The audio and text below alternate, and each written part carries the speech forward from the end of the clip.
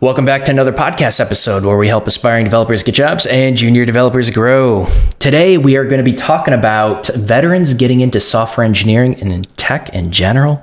So Sean actually reached out to me, talked a little bit about his story of becoming a software engineer and, attempting to transition into civilian life. I think he has an interesting story, so we're going to go ahead and share that and hopefully share some advice for any other veterans that want to break into software engineering, coding, or just tech in general. So, Sean, welcome. How you doing? Doing well, thank you. Thanks for having me again, and really excited to be here. Just as a basic intro, I'm Sean. I'm a full stack developer at a startup based in the East Coast, and I'm also a U.S. Army veteran. I served for 8 years, and I thought Don's platform would be the perfect place to talk about becoming a software engineer or getting into tech, because the first thing that intrigued me, as I mentioned before to Ton, was that on his YouTube banner, it says no BS advice. And I feel like that's something that I needed. And I think that's something that will, go well with a lot of veterans out there. I hope so. We've definitely invited some other veterans on that have gone to coding bootcamp graduates.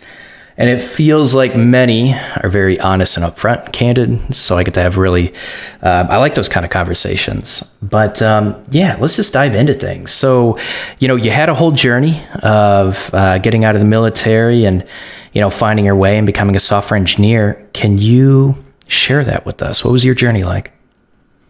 Yeah, definitely. So I began my Army career in 2011, and my contract was until 2019.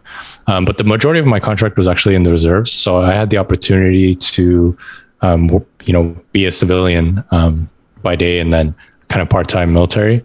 And when I first came back from my active training, I had a very difficult time deciding what I wanted to do, especially when I tried going to university, and I found that I didn't feel purpose in a lot of the classes that I was taking. And I feel like that's very relatable to a lot of veterans. I have heard this from a lot of my friends in the military, and it definitely applied to me. So from there, I just decided to start my career and start working somewhere. And I naturally used my credentials from the military to the private sector. In the Army, I was a human intelligence collector.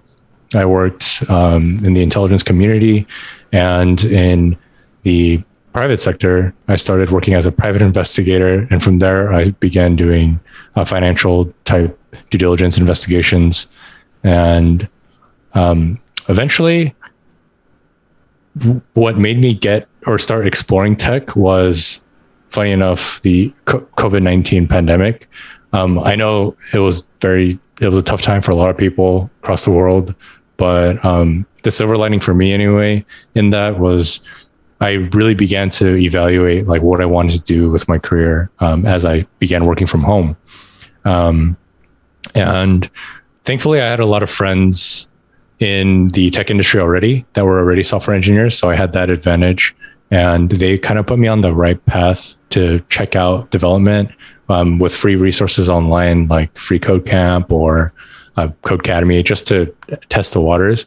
And after doing that for a couple of months, I actually really loved it and decided to fully commit. I'm the type of person that has to fully commit themselves to something to really succeed, I guess. So I quit my job. That was kind of a tough decision because I have a wife, I have a mortgage, I have bills to pay.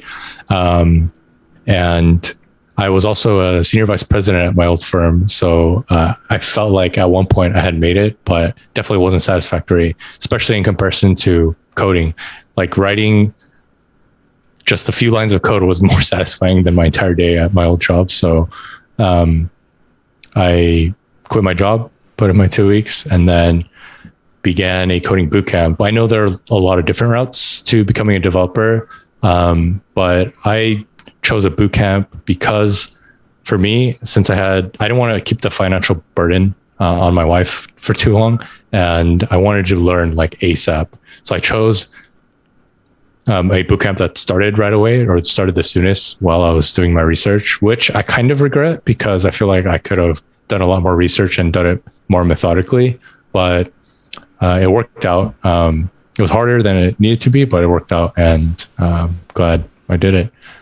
So yeah, now I'm working as a full-time full stack developer, and I love it so far. That's awesome. You mentioned that you went to college, and you said that you didn't feel like you had a purpose like many other veterans. I think that's what you said. Can you elaborate on that? Yeah, for sure. So in the military, you're in a very like purpose-driven, mission-based environment. Everything you do has a purpose, even if it seems dumb. Like we have a specific way we hold cups when we're eating. And you learn later on that every little tiny thing that seems ridiculous has a purpose. And that since coming from that environment and then me going to college right away just didn't mix well because I wasn't used to the autonomy and freedom that I received in the civilian world, like coming back. And this happens to a lot of people in the military, and this happened to a lot of my friends too. There's just a phase where you come back from active duty and you just don't know what to do. Now, for me, I immediately began going to college, university, and started taking classes because that's sort of what my parents just wanted me to do. As you guys can tell, I'm Asian, and like they're really serious about that. But for me, I always knew, for myself anyway, that I liked doing things with my hands or doing things that I felt like I contributing to something. And to my demise, I decided to take a bunch of like weird random courses at college because I thought it'd be easy.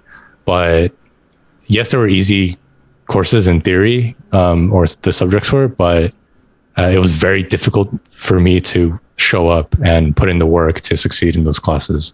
So, yeah. Yeah, that's really interesting. I didn't know there was a certain way you would hold a cup in the military, but it's like this. It's really weird. Yeah. So everything has a purpose, and it like the emphasis is on you are told that purpose. You don't define it for yourself, and so you're coming out of the military, and you don't really know what to do. I mean, just civilians in general. Most people have trouble, finding that fulfillment, finding that purpose in their life that drives them. You mentioned this idea of like your college course. You wanted it to be easy, so you took all these easy courses that seemed easy. But I think you realized what, just a lot of people in general realize: the things that are easy are things that you love doing, that you're passionate about, that like that's going to drive you to get to the finish line. So, that's just advice for anyone, military or civilian, going to college. If you can find that purpose, that's when you're going to be successful in college. But that's interesting. Definitely. I guess I'm kind of curious. I want to dig into this a little bit. What other frustrations or hurdles did you have to overcome kind of branching into civilian life? And we could even even with the focus would be finding your purpose, finding out like what you need to do. What were some other hurdles? Yeah, so I think everyone's situation when they come back to the civilian world is different. In my particular case, it was the fact that I was still super young. I think I was like 21 or 22. And going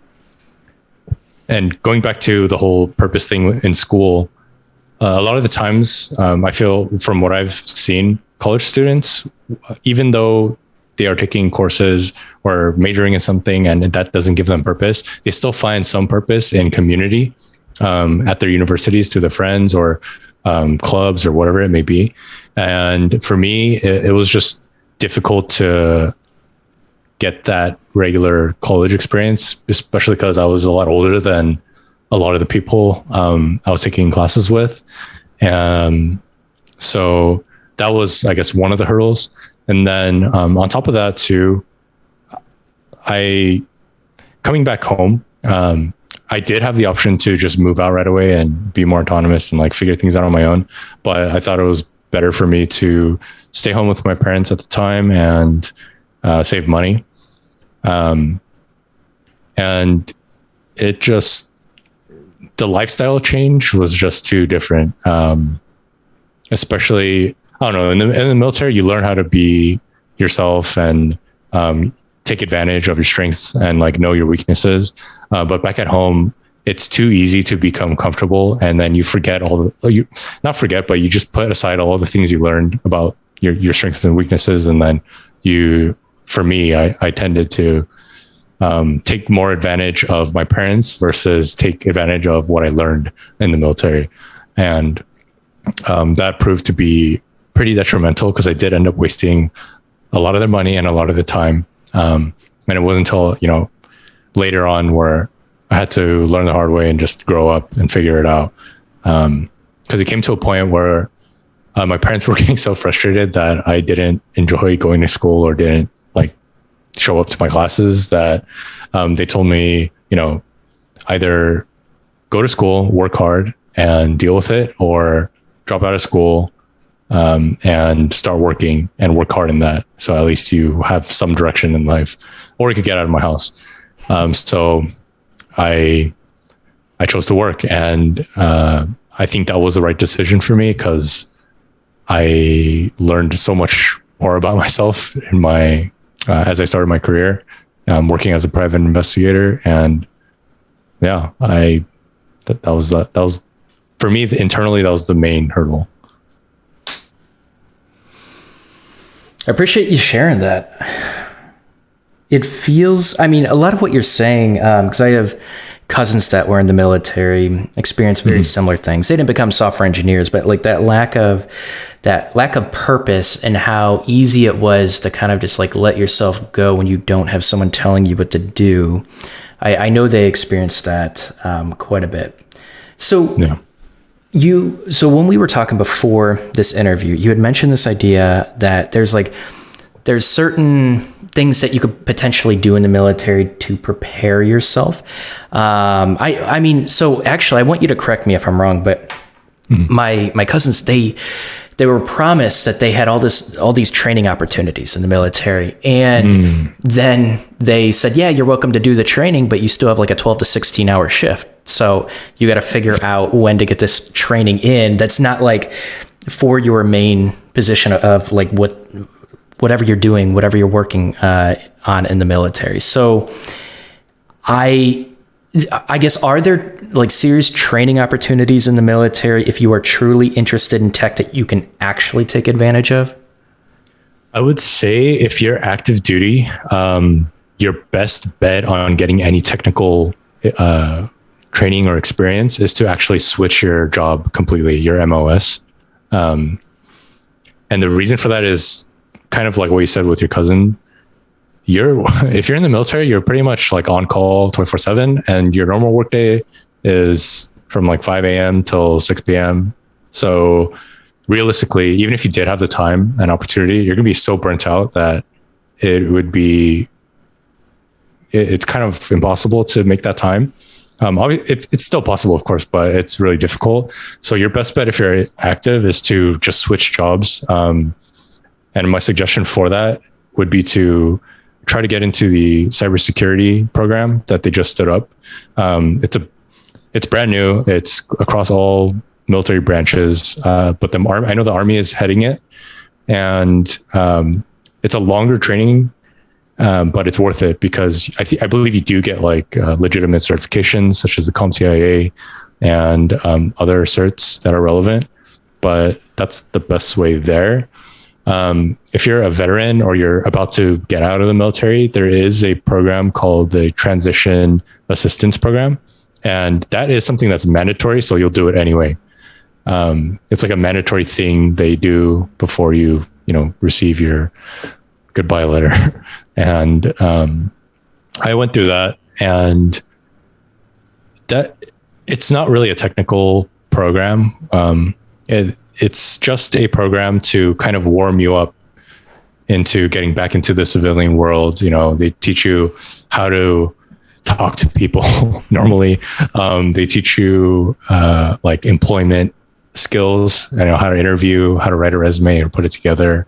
And they also go over how you can transfer your military skills over to the civilian side and translate that language. And yeah, that's that. They do help with like some financial planning too, but that's pretty much it. There's no actual like technical specific or job specific training for it. So yeah, if you're still in, just try to switch MOSs to a more technical role. And that's your best bet full time. If you're a veteran, there are a lot of other opportunities, both through the government and through like private companies. One of my favorite ones that I actually still use is called the shift.org. And it's an organization that they actually run cohorts, similar to a boot camp. But it's more of a community type thing where they help you with job interviews and preparation, those types of cohorts versus like technical training. But if you do want like technical training funded by the government, you can use your GI Bill for certain programs for certain schools. But that really depends on the state that you live in. And it also depends if that school is accredited and will implement that GI Bill program. If not, there is another program called Vet Tech, which is really popular right now, because what Vet Tech will do is if you are eligible, the government will fund up to 1 year of schooling, like a boot camp, or even formal education, and they will give you housing assistance money too. So I think it's a really good opportunity. But a caveat off that is that Vet Tech is a program with finite funds. So if you don't jump on that opportunity as soon as the window opens, then it'll probably get filled right away. So you got to be really like proactive on applying for it. That's interesting. I never heard about Vet Tech. So it's a pretty cool program. Yeah, it sounds like it. So when you were searching for coding boot camps, how did you figure out what programs offered the GI Bill and which didn't? Yeah, so what I did was, one of the resources that I utilized was Career Karma. I'm sure you've heard of it before. It's just like a community that helps people transition careers from one to another.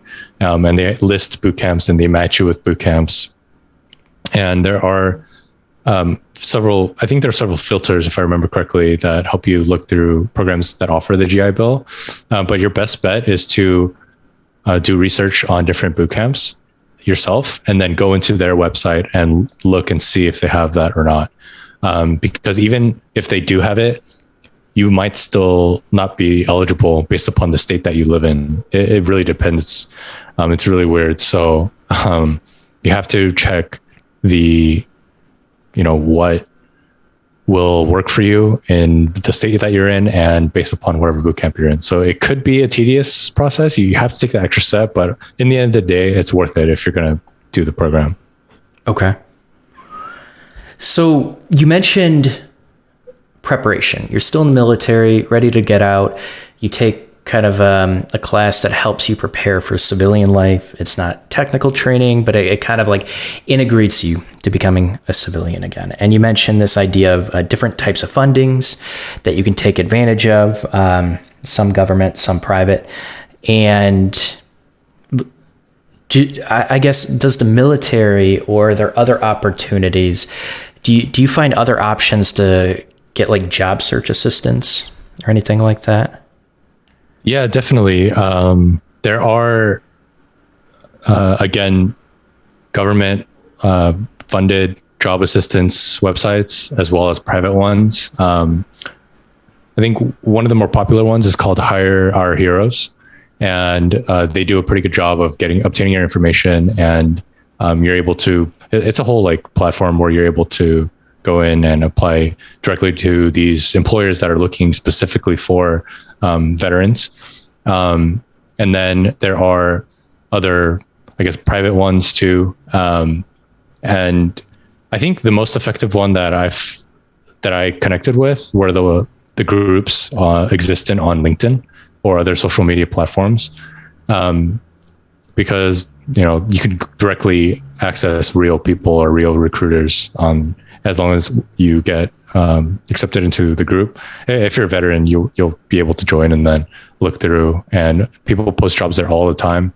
And oddly enough, the jobs that have been going up on those veteran groups have been all related to tech, which is awesome. So that was one of the main places that I went to. Okay, really cool. I think people are going to really appreciate those recommendations. So how long did it take you to get a job when you graduated your coding bootcamp? Yeah, to get my full-time job, it took me 3 months, like on the dot 3 months. What do you think was like the main thing that made you stand out and get that job? Man, that's a really good question. Of course, like outside of the military stuff, like I know that it's a advantage that I have, but I really think what made me stand out was my willingness to just put myself out there.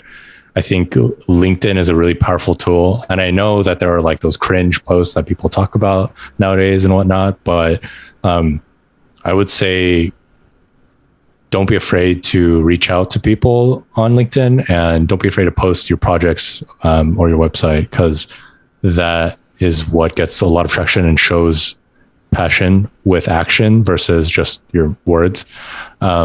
So one of the things that I did that was the most beneficial in terms of finding a job was I would connect with software engineers on LinkedIn, and then I would actually reach out to them for informational interviews, or ask them to review my code or my projects or my resume. And obviously most people will probably say no, but I did get several responses back, and they were super helpful in terms of making my resume attractive.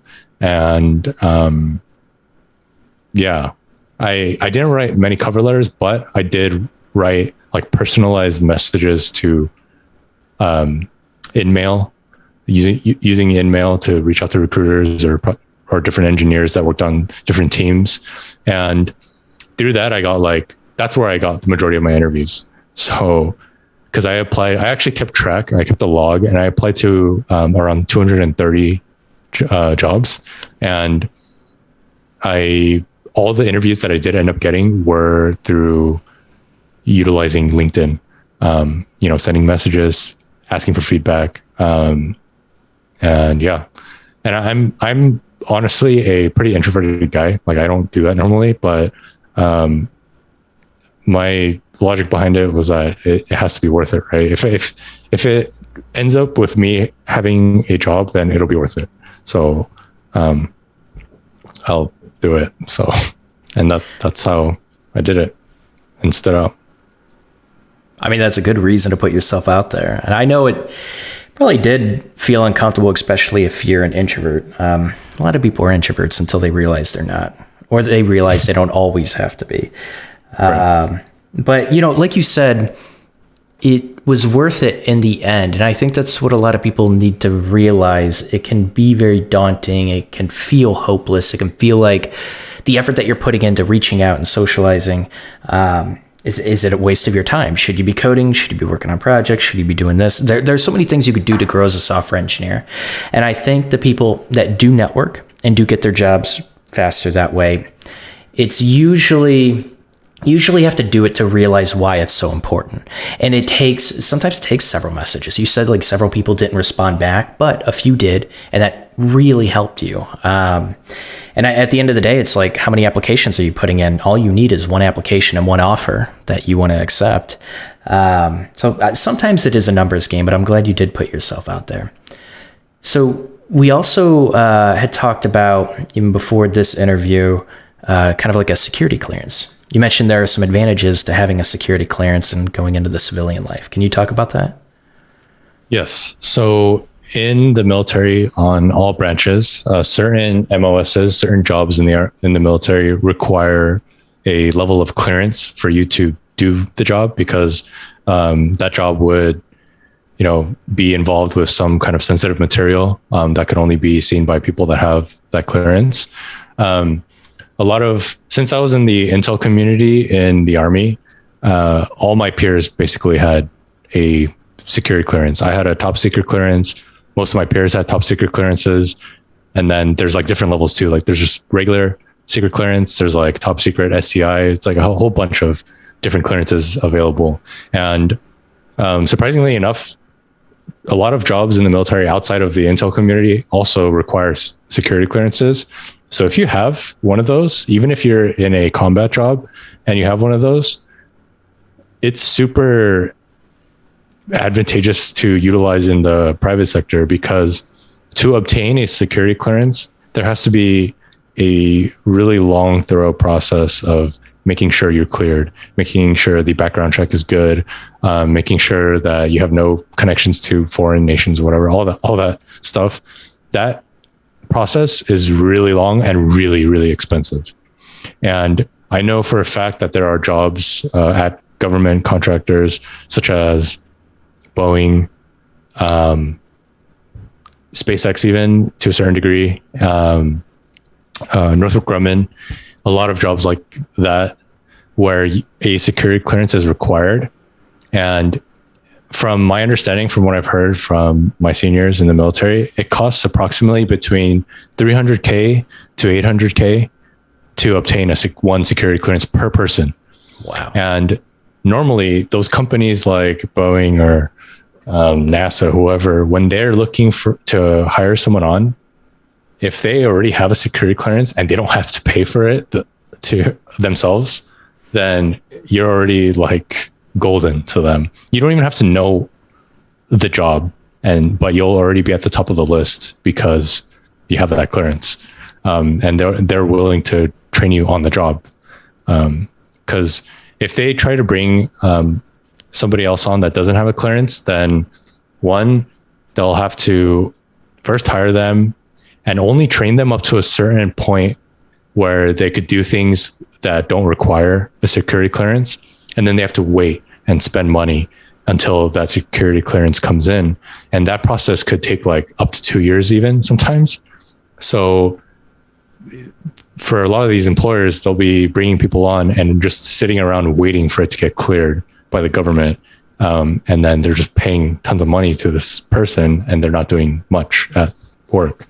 So if you already have one through the military and you could take it over to one of those companies, then you can start working right away. They'll train you on the job and you'll be highly attracted to them, especially in terms of retention too, because the military will continue to pay for that clearance versus the company. So yeah, I think if you have a security clearance, use it to its maximum capacity. I wish I used it a lot more than I did. But it's a really useful asset to have. Yeah, it sounds like it. That's a huge advantage. You said like 300,000 to 800,000? Yeah, per person. It really depends on the level, but it's really expensive and takes a long time. That's huge. Well, okay. So I feel like we've gone over a lot of good advice in how to kind of take advantage of, what you've received from the military, what you can do in the military, what you can do out of it. But you also mentioned that coding, like it gets you excited. It gets you, it feels fulfilling. You like it a lot more than your previous position. So what about, okay, so I'll ask a personal question and then something else. What about coding do you absolutely love that like you actually chose to get that position? Because when you talked to me, even when you approached me, you were really excited about coding. What am I trying to say? What do you enjoy about coding? And I almost blanked for a second. What do you enjoy about coding? And do you feel like there's any connection with you being in the military and how it kind of like prepared you, even like the habits and the routine that you had to learn? Let's talk about all that. Can you expand on that? Yeah, for sure. So I truly believe that people in the military can naturally take their soft skills that they obtained and implement them in the tech industry, and also hard skills as well. But one of the main points is like your ability to problem solve on the spot. That was something that I did a lot in the military, and we had to just figure out solutions to the craziest problems, even if it didn't make sense. But at the end of the day, it was all of us working together to meet a certain mission or goal. And that problem solving skill kind of directly correlates with problem solving when you're developing, especially if you're developing on a team too. You're able to like work with other people to solve this problem together. If you're coding alone or working on your own project, I think it's still relevant because since most people in the military come out pretty tenacious. They have a certain level of grit, in my opinion. And I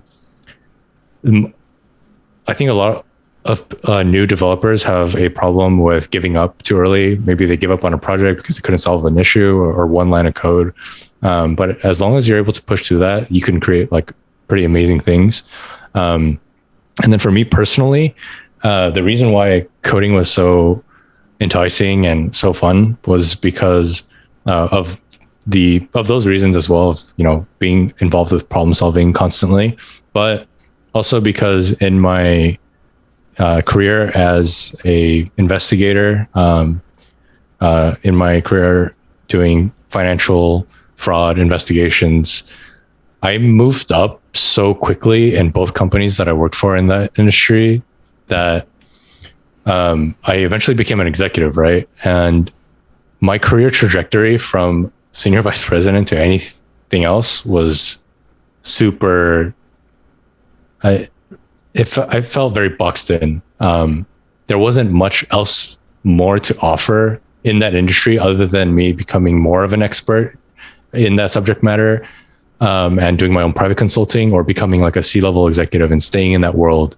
It's a pretty niche field too in finance, especially. So everyone kind of knows everyone and everyone has the same clients. So we're all just fighting for the same thing. And I did enjoy it. I loved the companies that I worked for. But for my own personal growth and sanity, I knew that I liked working on things that had like unlimited potential for growth or education. I know I mentioned that I don't like college. I don't like school, but I've always been this way since elementary school. I was always good at the subjects or enjoy the subjects that I was into or passionate about, that I found practical value out of, versus doing things for the sake of doing things.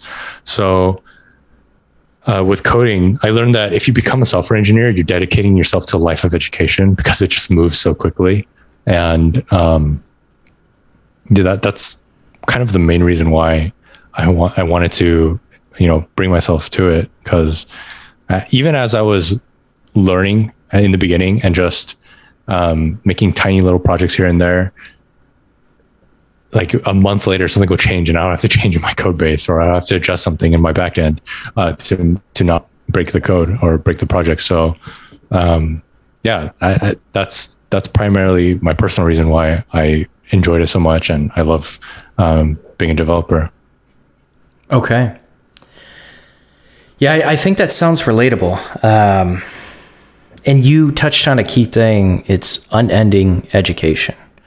I'm someone that gets bored easily. I'm someone, and I mean, I've jumped around a lot, but I do get bored easily, and I need something to constantly challenge me. And I find myself teetering and getting distracted if I don't have that.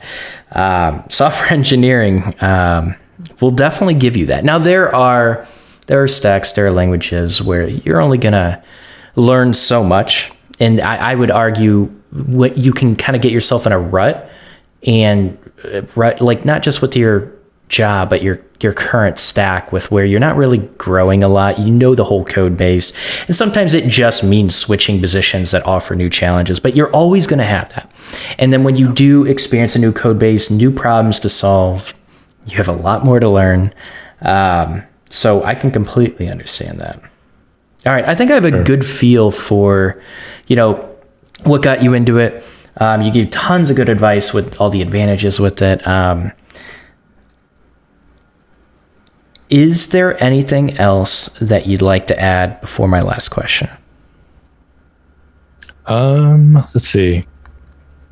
I think if I was to add one thing before is just mentioning that, as a person that's transitioning careers, if you're trying to look into getting into coding or getting into tech in general, one thing that I learned is you're really only going to get what you put in. And that goes for my military friends and my civilian friends across all industries. And I had the fortune of having a lot of close friends that were already software engineers at like Google and other huge companies. So I had that like advantage that a lot of people don't have. But one thing that they all told me, like this was a theme throughout all of my different friends that don't even know each other, that told me, was that you're really only gonna get what you put into it. So my original thought going into the bootcamp was like, all right, cool. Like I'm gonna do this bootcamp. It's gonna be pretty chill. I'm gonna get a job right after. I'm gonna be able to kill it. It wasn't until I was in the middle of my bootcamp where I realized like, I really need to have some kind of supplemental time outside of my bootcamp time to really become successful. Cause I am no genius. I'm a slow learner. Or in terms of coding, I was a pretty slow learner. So the way I was able to feel success was by really putting in a ton of extra hours outside of my bootcamp. And I feel like this will apply to both veterans and non-veterans or anyone looking to get into tech. Just be prepared to have some grit, grind it out, and have the end goal in mind always, and you should be okay. Yeah. I love that. That's really good advice. And you actually answered my last question. My last question was, what's one final piece of advice that you'd like to share? But I think, I guess I want to emphasize just one thing there. You mentioned you're a slow learner with coding. So many people feel like that.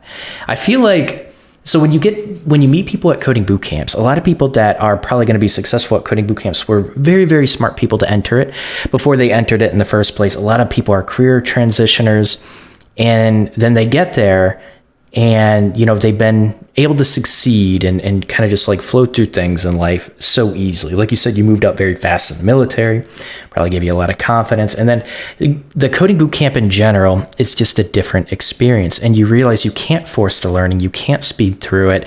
And it's frustrating almost, because sometimes just like putting the code down and getting a good night's sleep or giving it a week for it to resonate, like that's how you get past that moment, right? Yeah. And you have to have grit and patience to even get through something like that. So, this is all really good advice. Sean, I really appreciate you coming on. So before I forget, if people want to reach out to you, especially like any veterans that might be struggling right now to get into tech, find a job, where could they reach you? Yeah, for sure. So, again, Don, thanks for having me.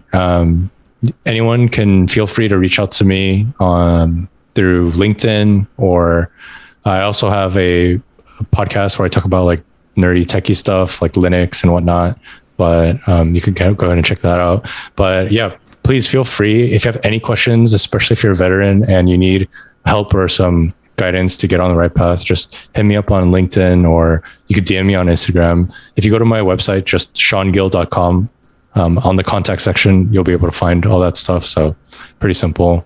But I really love helping people, and especially veterans, get into tech. It's super exciting to me. I feel like tech is never ending, and it's going to play an obvious huge part in our future. And the more like good developers that we have in this world, the better society can be. I truly believe that.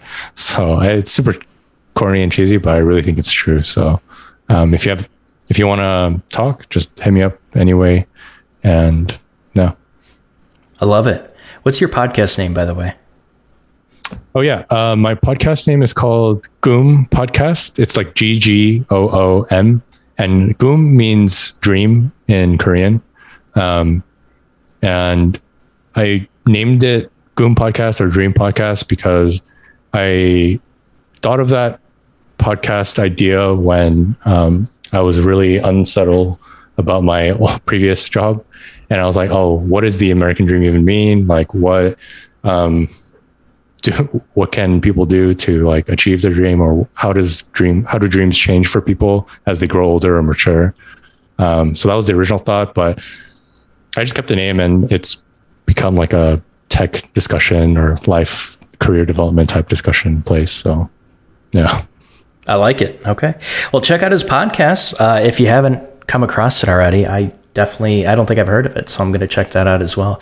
But yeah, seriously, Sean, this is super helpful. I feel like I learned a lot, and yeah, I appreciate you even just like reaching out to me.